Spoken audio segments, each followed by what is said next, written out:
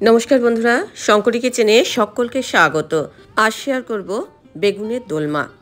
ভাত কিংবা রুটি, লুচি কিংবা পরোটা সবের সাথেই এটা দারুণ লাগবে। সম্পূর্ণ নিরামিষভাবে তৈরি, পেঁয়াজ রসুনের ব্যবহার নেই। আজকের রেসিপিটা স্কিপ করবেন না, স্কিপ করলে কিন্তু অনেকটাই মিস হয়ে যাবে। আমি যেভাবে বেগুনের দোলমাটা তৈরি করেছি, আপনারাও এইভাবে তৈরি করুন। আশা করছি আপনাদের খুবই ভালো লাগবে। রেসিপিটা শুরু করার আগে আপনাদের একটু দেখিয়ে দিই বেগুনের দোরমাটা কেমন হয়েছে দেখতে। আজকের রান্নার প্রধান উপকরণ হচ্ছে বেগুন। এখানে ছোট ছোট আমি 4টে বেগুন নিয়েছি। বেগুনটা সবার আগে আমি ধুয়ে নিয়েছি। এবার বেগুনটাকে আমি মাঝ বরাবর কাটবো। আজকের বেগুনটা আমি বোটা শুদ্ধ রান্না করব। আমি বোটাটা বাদ দিয়ে বাকি বেগুনটাকে আমি মাঝ বরাবর কেটে নিয়েছি। বেগুনটা গোটা থাকবে, কিন্তু মাঝ বরাবর ফালি করা থাকবে। এবার একটা চামচের সাহায্যে বেগুনের ভেতরের শাঁসটা আমি বের করে নিচ্ছি। এই কাজটা আপনারা অনায়াসে করতে পারবেন। শাঁসটা বের করার সময় আপনারা খেয়াল করবেন যেন বেগুনটা ফুটো বা দুভাগ না হয়ে যায়। বেগুনটা গোটা থাকবে, কিন্তু মাঝখানটা ফাঁকা থাকবে। দেখুন, চামচের সাহায্যে আমি এটা বের করে নিয়েছি। দুটো সাইড এখন কিন্তু ফাঁকা। একইভাবে সব বেগুনের থেকে আমি মাঝে যে শাঁসটা আছে সেই শাঁসটা বের করে নেব। দেখুন, সব বেগুনের থেকে কিন্তু আমি মাঝখানে শাঁসটা বের করে নিয়েছি। দেখুন, এখন প্রত্যেকটা বেগুনের মাঝখানটা কিন্তু ফাঁকা রয়েছে, আর বেগুনগুলো কিন্তু ফুটোও হয়ে যায়নি। এবার দেখুন, বেগুনের শাঁসের মধ্যে দেখা যাচ্ছে অনেক দানা রয়েছে। এই দানাটা আমি ছাড়িয়ে নেব। বেগুনের মধ্যে যদি দানা না থাকে তাহলে তো এই কাজটা করবার দরকার নেই, না হলে একটু দানাটা ছাড়িয়ে নেবেন, তাহলে খেতে ভালো লাগবে। এবার বেগুনের ভেতরে যে শাঁসটা ছিল সেই শাঁসটাকে আমি কুচি করে নিচ্ছি। এবার বেগুনের ভেতরের শাঁসটা আমি একটা অন্য বলে নিয়ে নিচ্ছি। স্বাদ মতো নুন দিয়ে দিলাম, 1/4 চা চামচ হলুদ গুঁড়ো দিলাম, স্বাদ মতো চিনি দিয়ে দিলাম। ভালো করে এই শাঁসের মধ্যে আমি নুন, হলুদ, চিনিটা মাখিয়ে নেব। এখন ভালোভাবে মাখানো হয়ে গেছে। এর মধ্যে আমি 2 চা চামচ টক দই দেব। টক দই দিয়েও আমি এই বেগুনটার মাখিয়ে একটু রেস্টে দেব, যাতে বেগুনের মধ্যে এই নুন, চিনি, টক দইয়ের একটা টেস্ট সব মিলেমিশে একাকার হয়ে থাকে। তো এইটা এখন রেস্ট দেবো। বাকি উপকরণ আপনাদের দেখিয়ে দিই। একটা ফ্রাই প্যানে 4 চা চামচ আমি বেসন নিয়েছি। শুকনো খোলায় আমি এটা ভেজে নেব। বেসনটা এমনভাবেই ভাজতে হবে বেসনটা যেন পুড়ে না যায়, আর বেসন থেকে সুন্দর একটা গন্ধ বের হয়, এরকমভাবে বেসনটা ভাজতে হবে। আর বেসনটার কালারটা সামান্য একটুখানি চেঞ্জ হবে। আপনারা ভাজতে ভাজতেই এই বেসনের সুন্দর গন্ধ পাবেন। তো দেখুন, বেসনটা ভাজা হয়ে গেছে। এবার একটা কড়াই গরম করে নিয়েছি, তার মধ্যে 2 চা চামচ ঘি দিয়ে দিয়েছি। ঘিটা মেল্ট হওয়া পর্যন্ত আমি অপেক্ষা করব। এর মধ্যে আমি দেব হচ্ছে 5-6 খানা গোলমরিচের গুঁড়ো। গোলমরিচের গুঁড়ো আমি একদম মিহি গুঁড়ো করিনি, একটু দানা দানা থাকবে এরকমভাবেই আমি গুঁড়োটা করেছি। এবার একদম গ্যাসের ফ্লেমটা অফ করা রয়েছে। আমি এখন 1 চা চামচ জিরের গুঁড়ো, 1 চা চামচ ধনের গুঁড়ো দিলাম। ঘিয়ের মধ্যে গোলমরিচের গন্ধটা বেরিয়ে আসার পর এইগুলো কিন্তু আমি অ্যাড করেছি। আর এখন আমি দিয়ে দিচ্ছি 1 চা চামচ গ্রেট করা আদা। এবার এই ঘিয়ের মধ্যে ভালো করে আমি নাড়াচাড়া করে নেব। এগুলো থেকে খুব সুন্দর গন্ধ বের হবে। আর গ্যাসের ফ্লেমটা আমি আবার জ্বেলে দেব। দিয়ে এবার বেগুনটা আমি দিয়ে দিলাম। বেগুনটা ম্যারিনেট করা ছিল। এবার এই মশলার সাথে বেগুনটাকে আমি খুব ভালো করে কষিয়ে নেব। বেগুনের শাঁসগুলো নরম হয়ে যাবে, আর সব মশলার সাথে মিশে যে আমি এটা পুর করছি, এই পুরটা খেতে খুব ভালো হবে। এটা যতক্ষণ না টাইট হয়ে আসবে ততক্ষণ পর্যন্ত আমি এটা নাড়াচাড়া করব। পুরটা টক মিষ্টি এরকম হবে। গোলমরিচের গন্ধ, ঘিয়ের গন্ধ সব মিলেমিশে পুরটা কিন্তু খেতে খুব ভালো লাগবে। আর পুরটা দেখুন, বেগুনের যে আমি শাঁসটা বের করেছিলাম, বেগুনের শাঁসটা যখনই আমি কড়াই নাড়াচাড়া করছি তখন এটার পরিমাণ কমে যাবে। সেই কারণে আমি এখানে বেসনটা অ্যাড করছি। এটা ভাজা বেসন। এই পুরটা কিন্তু খুবই টেস্টি হবে। এখন দেখুন এই যে আমি বেসনটা আমি কিছুটা রেখে দিলাম, সেটা আমি রান্নায় পরে ব্যবহার করব।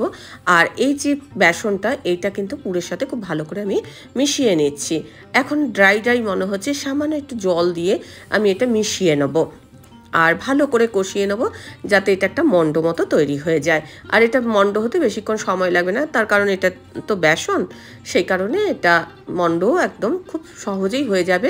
আর এর মধ্যে যেহেতু বেগুন আছে, এটা কিন্তু আপনাদের বেসনটা শক্তও মনে হবে না। আর এখন আমি এর মধ্যে দিয়ে দিলাম গরম মশলার গুঁড়ো, বেশ সুন্দর একটা গন্ধ হবে। তো পুরটা আমার রেডি হয়ে গেল। এইবার এই যে বেগুনের পুরগুলো আমি 4টে ভাগ করে নেব, কারণ আমি 4টে বেগুনের মধ্যেই ভরবো।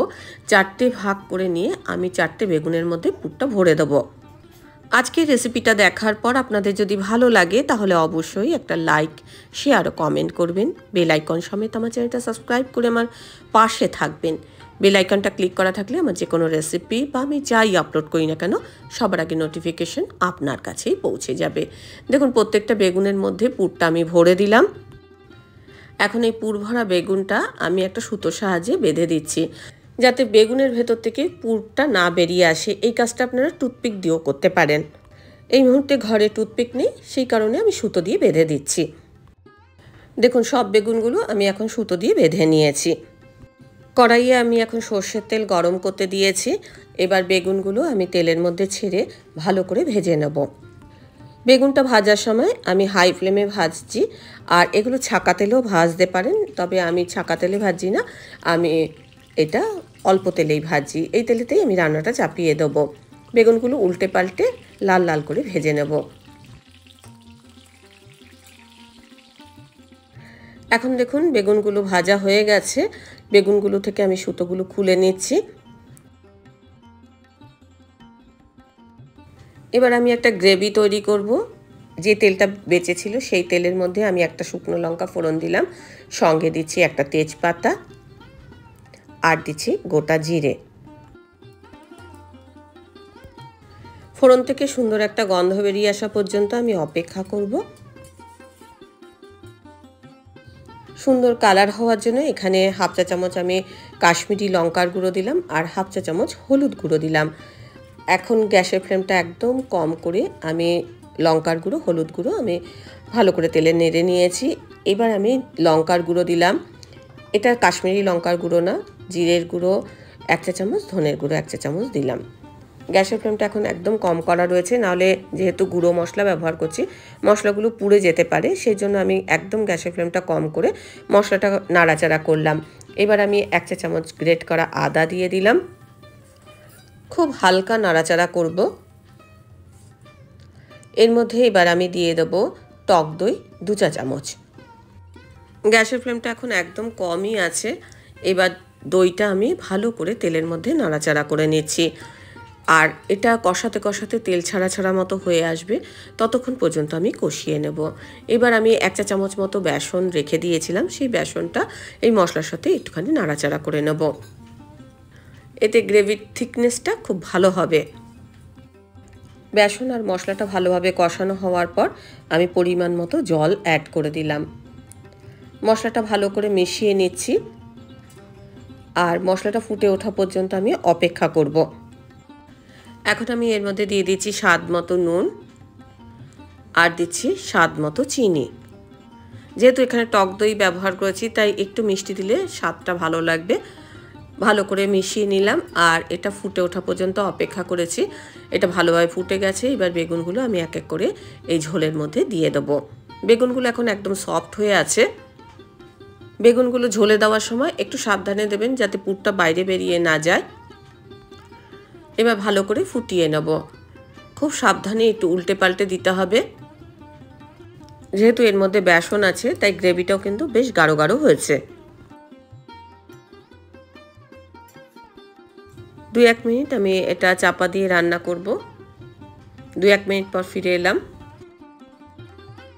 এখন ওপর থেকে আমি 1 চা চামচ ঘি দিয়ে দিলাম আর হাফ চা চামচ গরম মশলার গুঁড়ো দিয়ে আমি গ্যাসের ফ্লেমটা অফ করে দেব আর চাপা দিয়ে 2-1 মিনিট স্ট্যান্ডিং টাইম দেব। বেগুনের দোলমা একেবারে রেডি। যেমন পুরটারও টেস্ট হবে, তেমনি গ্রেভিটারও খুব সুন্দর একটা টেস্ট পাবেন। ভাত, রুটি, লুচি, পরোটা সবের সাথেই এটা সার্ভ করতে পারেন। রেসিপিটা ভালো লাগলে অবশ্যই একটা লাইক দেবেন, প্রচুর প্রচুর শেয়ার করবেন। আমার চ্যানেলটা ভালো লাগলে অবশ্যই সাবস্ক্রাইব করে নেবেন। আজকের রেসিপি এই পর্যন্ত। দেখা হবে নতুন কোনো রেসিপি নিয়ে নতুন কোনো এপিসোডে। এতক্ষণ আমার সঙ্গে থাকার জন্য অনেক অনেক ধন্যবাদ।